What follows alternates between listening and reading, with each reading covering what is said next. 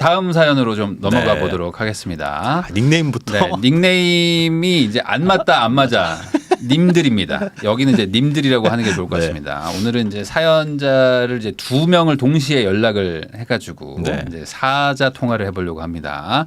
31세 여자 기혼 이제 아내분이 이제 보내주신 건데 네. 아내분은 이제 공무원이고 남편도 이제 공기업을 근무하고 계시는데 형딸은 550, 성과금 딸 이게 이렇게 퐁당퐁당 이렇게 나오는 건가 보죠. 네. 그래서 성과급이 850에서 삼- 평균 한 700. 네, 36912가 뭐 아. 성과급 저게 상여금인지 성과금인지 모르겠는데 음. 월급 대비해서 저만큼 한 300만 원 정도가 더 나오는 아, 그런 네. 기업들이 있어요. 뭐 홀수 딸은 많이 나오고 짝수 딸은 적게 나오고 그렇죠. 왜 그따위로 주는지 모르겠는데 근데 이게 그 헷갈리게 하려고 헷갈리게. 언제는 또 많이 주니까 막 1월이면 나 부자 같은데 2월이면 막 배고프고 그런 거죠. 네, 월 저축액이 그런데 이제 평달은 200, 성과금 달은 500이죠. 야. 그러니까 이제 꾸준히 저축은 하시는 거죠. 네. 어찌 보면 이제 그 쓰는 게 이제 똑같다라고 음. 보시면 되는 거죠. 저축률은 이제 이렇게 된다는 거죠. 자, 한번 보겠습니다. 안녕하세요. 부인남녀 유튜브 즐겨보고 있는 신혼부부 중 아내입니다. 저희가 오늘 또 돈 관리 문제로 싸우게 돼서 지긋지긋한 신혼부부인데 신혼부부가 지긋지긋하다. 지긋지긋한 거면 진짜 지긋지긋한 거예요. 사연 신청을 해보려고 합니다. 네. 우선 저희는 공무원 공기업. 그러니까 어찌 보면은 가장 안정적인 지금 구조. 그렇죠. 그러니까 이제 돈을 착실하게 모으기만 하면 되는데 230, 320 정도 버는데 성과급이 이제 아까 말씀하신 거죠. 네. 369, 12가 이렇게 나온다 이거죠. 그런저래 남편은 월급을 각자 사용하고 공동경비를 각출하기로 원했다. 이거는 저는 반대. 저도 반대. 요거는 반대입니다. 네. 근데 아내인 제가 반대했습니다. 잘 알았습니다. 요거는 저는 경제적으로는 괜찮다. 네. 요거는 각자 모으면 안 모아진다. 맞습니다. 그렇죠. 모아놓은 거 아니었어? 서로 그래. 서로 서로 모은 거 아니었어? 아니 난 당신 모은 줄 알았지? 약간 이런 느낌. 네. 내년에 청약에 당첨된 새 아파트 입주해야 되기 때문에 영원에서 시작한 저희 부부로서는 열심히 야. 모아야 되기 때문입니다. 아내분이 제가 봤을 때 승리. 여기까지 승리. 네. 저희가 싸우는 이유는 저축 소비 습관이 다르기 때문입니다. 저희가 월급이 들어오기 전에는 저축 소비 예산을 미리 세워놓습니다. 좋아요. 그리고 그 예상치를 최대한 벗어나지 않게 저축하고 소비합니다. 만약에 여행, 경조사 같은 비정기적 소비가 생기면 저축은 건들지 않고 다른 소비를 줄입니다. 뭐 문제 없는데 네. 연초에 자동차 보험 같은 굵직한 소비는 미리 대비를 해놓습니다. 매달 얼마씩 모아가지고 비상금 통장에 모아두고 사용합니다. 뭐 자동차 보험 120만 원 나간다 그러면 한 달에 10만 원씩 모아서 자동차 보험 내비하고 그렇죠. 아주 좋은 습관이에요. 이렇게 예비비까지 딱 모아놓고 남으면 그때 또 저축하고. 네. 그러니까 이거 아주 좋은 구조입니다. 네. 남편은 소비하고 남은 돈을 저축하자 주의입니다. 이거는 저축이 아니죠.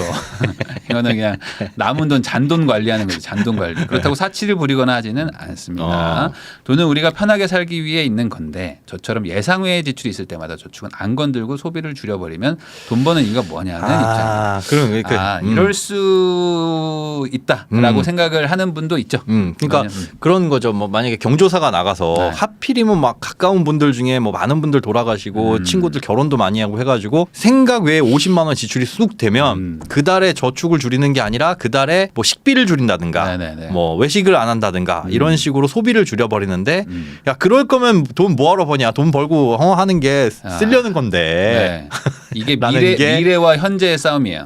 이게 어찌 보면은 이게 미래를 대비하자. 네. 그것과 이제 아니 이게 현재가 더 중요하지 않냐. 이거기 때문에 이게 지금 서로 지긋지긋한 싸움을 할 수밖에 없는 그쵸. 거죠. 아니 미래에 나중에 어떤 일이 생길 줄 알고 지금 쓰냐. 이 파와 아니, 미래 우리가 몇 살까지 살 줄 알고 그거 야, 그럼 당장 내일 사고로 우리가 다 죽을 죽으면 수도 있어. 그러면은 서로 할 말이 있거든. 이번에 싸운 이유도 이 때문입니다. 남편의 성과급이 620만 원이 나왔고 저는 저축 목표를 500으로 세웠는데 그렇죠. 대출금은 한 달에 132만 원이라 생활비에서 10에서 20을 더 빼고 저축을 하자고 하였습니다. 하지만 남편은 그러면 저축을 490만 원만 하면 되지 않냐. 그러니까 이게 큰 돈 가지고 싸우는 게 아니에요. 지금 10에서 20 가지고 지금 조절을 하자는 거니까 네. 남편분도 그러니까 할 말은 있는 거예요. 네, 그죠? 아니 이 정도는 융통성을 좀 부려라. 500을 목표로 세웠다고 무조건 500 해야 돼? 490만 원 그렇죠. 되지 않아? 그래 이거 봤자 가지고 미래가 대비되냐 그러면 1년에 그건 고작 아니다. 10만 원, 20만 원 차이잖아. 그렇죠. 근데 이게 이제 아내분이 분석적인 게 네. 이거를 봐주는 순간 이제 30, 40, 50으로 간다는 거지.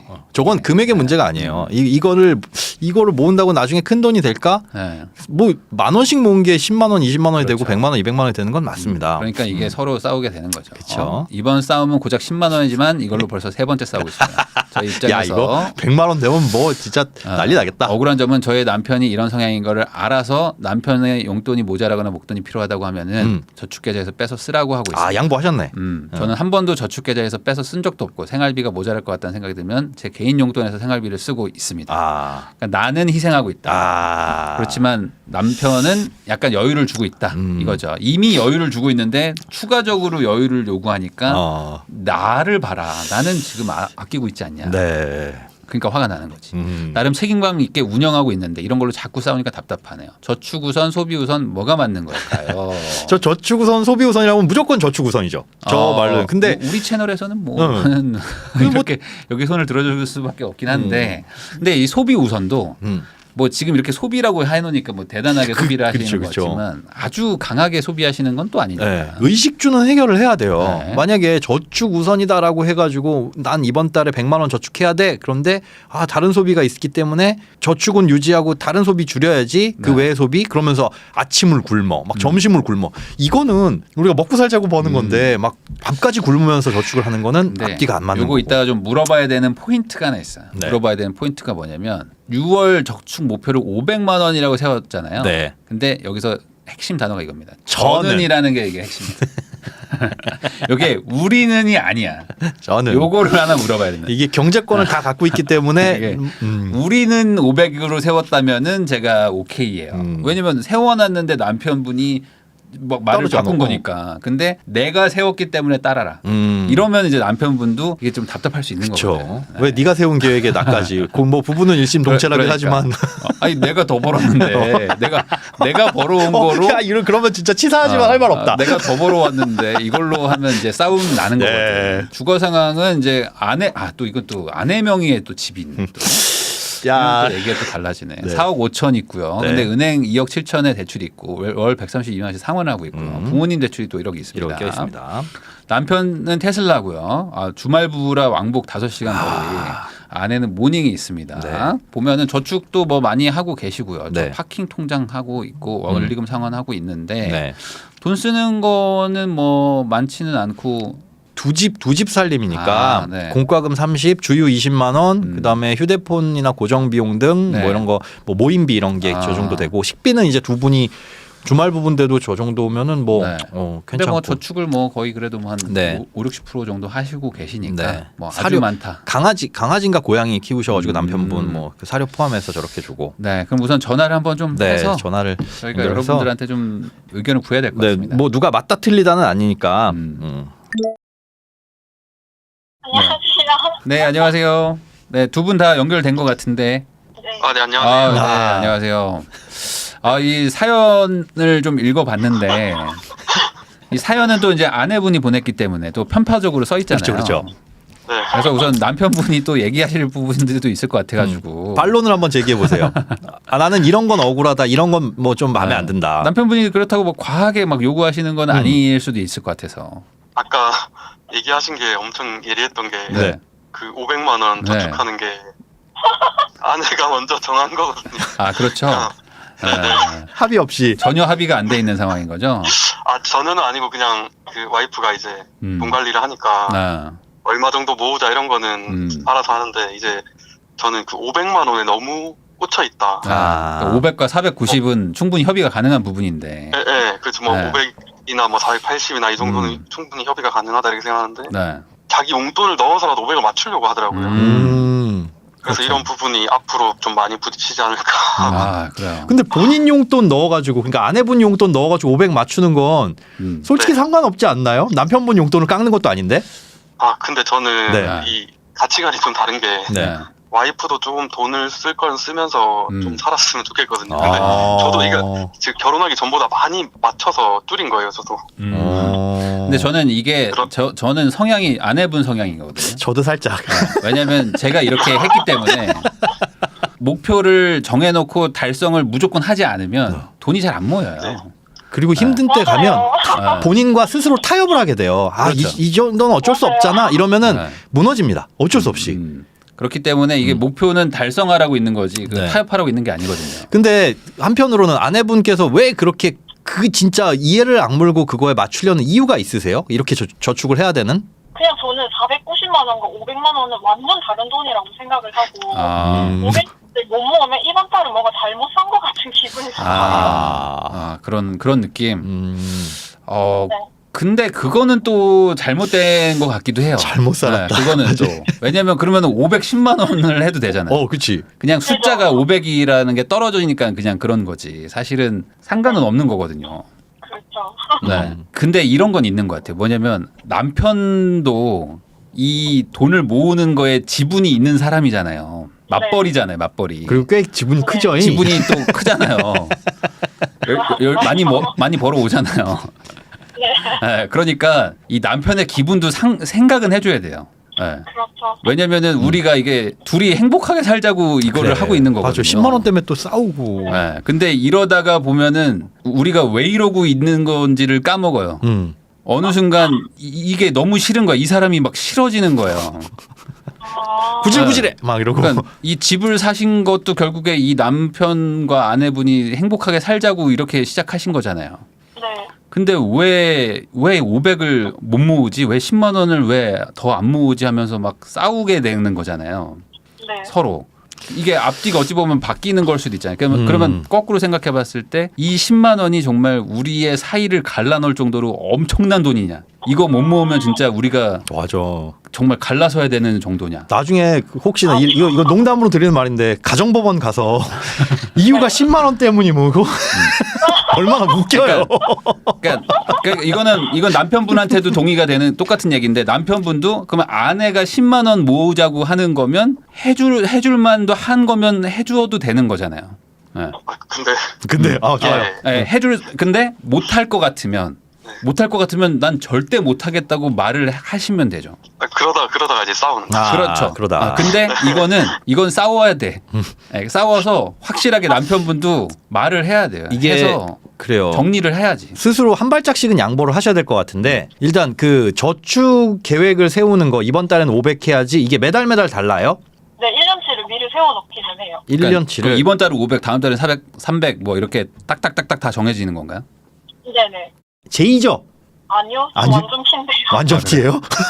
아무튼 그거에 안 맞아가지고 되게 스트레스 받을 수도 있는 것 같은데 비상금을 좀 넉넉하게 가진 다음에 현실적으로 가능한 그러니까 월급이 적게 나와도 평균적인 소득에 맞춰가지고 저축을 할 수 있어요. 예를 들어서 적게 나오는 달은 300, 많게 나오는 달은 뭐 500이라고 한다면 평균이 400이잖아요. 400개의 저축과 지출을 다 맞춰놓은 상태에서 300 나왔을 때 100만 원 펑크 나니까 그걸 펑크 나는 걸 대비하기 위한 비상금으로 지금 파킹 통장에 뭐 돈 많구만요. 비상금으로 뭐 한 300, 400 정도 여유 가지고 있는 상태에서 저축 맞추고 남는 돈은 남는 돈대로 아껴가지고 싹 긁어 모아서 또 비상금 쪽으로 몰아넣고 이런 식으로 하는 게 어떠세요? 그러니까 너무 목표가 타이트하면 거기에 안 맞으면 아내분도 스트레스고 거기서 오는 스트레스로 남편분도 스트레스고. 제가 하나 제안을 갑자기 하고 싶은데 저는 이렇게 금액이 지금 500이 딱 떨어지기 때문에 지금 아내분이 좀 이렇게 이걸 지키고 싶은 거잖아요. 이걸 퍼센트로 바꿔봅시다. 퍼센트. 우리 둘의 퍼센트로 해가지고 뭐 70%든 75% 이러면 아마 금액이 바뀔 거예요. 뭐 480 몇 퍼센트, 480 매달 아니면은 근데 그 밴드를 두셔야 돼요. 또 이거 계산기로 두들겨가지고 27.5% 넘었니 안 넘었니? 아니, 그러니까 그렇게 소수점 말고 이걸로 싸우지 말고 75% 뭐 70% 이렇게로 바꾸면 아마 485만 원 뭐 이렇게 바뀔 건데 그러면 퍼센트로는 딱 떨어지는 숫자가 또 나올 거잖아요. 네. 아니면 또 그것도 있어요. 지금 돈을 이렇게 모으시는 이유가 내년 5월에 입주 때문에 걱정이 돼서 그러신 거죠. 네. 잔금 치르고 뭐 해야 되는데 이렇게 가지고는 안 돼라는 생각도 있으실 텐데 그러면 정확하게 입주 시에 돈이 얼마가 필요한지 그걸 딱 계산을 해보셔가지고 그때까지 필요한 돈은 모으자. 그러면 한 달에 최소한 얼마는 모아야 돼라는 게 역산이 되잖아요. 그거 이상 저축할 이유도 딱히는 사실 없는 거고 일단 급한 건 5월이니까. 네. 그렇죠? 남편분 어떠세요? 네. 네, 말씀 들어보니까 제가 와이프한테 늘 하던 말인 것 같아요. 그러니까 500의 선을 두지 말고 450 정도로 잡고 50 정도 남겨뒀다가 다음 달에 저축할 때 그걸 넣어도 좀 괜찮지 않냐. 그치. 다음 달에 더 많이 쓰진 않겠다. 근데 너무 500에 딱 맞춰놓고 타이트하게 해버리면 우리가 그 돈에 너무 종속돼서 숫자에 약간 그런 느낌이 들거든요. 그러니까 이런 것도 아내분도 요번에 한번 생각을 해보셔야 돼요. 그러니까 남편분의 성향도 반영을 해줘야 돼요. 그러니까 나를 따르라고 무조건 가시면 못 따라올 수도 있어. 그치. 사람이. 너무 독분적이었네요. 왜냐면 그렇게 해서 500이랑 490이랑 480이랑 그 엄청난 차이가 나는 건 아니잖아요. 실제로. 맞아요. 근데 그거를 못 지킴으로써 싸우면서 남편분과 본인 간의 감정에 멀어지는 거는 되게 큰 거거든요. 그거는 몇십만 원보다 더 클 거란 말이죠. 근데 지금 신혼인데도 벌써 싸우면서 지긋지긋해지는데 나중 되면 진짜 싸워. 이제 진짜 집 나간다니까. 왼수가 된다 왼수가. 지금 주말 부부인데 지긋지긋하면 어떡해요 신혼부부가. 차 타고 막 나가버려. 이제 집에 안 온다고. 근데 벌써 그래요? 한번 친정집으로. 어머나 세상에. 그러니까 그럼 이제는 진짜 큰일 나요. 이게 왜 근데 서로에게 늘 듣는 그 지적 있잖아요.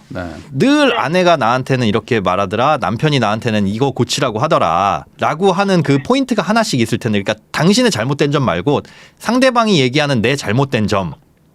저는 제가 돈을 좀 계획 없이 쓴다 이런. 그 아내는 엄청 세세하게 짜서 쓰니까 돈을. 엑셀 스타일이구나. 네, 저는 그렇게까지는 하지 않아서 어차피 아껴만 쓰면 그 돈은 남는 돈이다. 그럼 아껴 쓰긴 해요?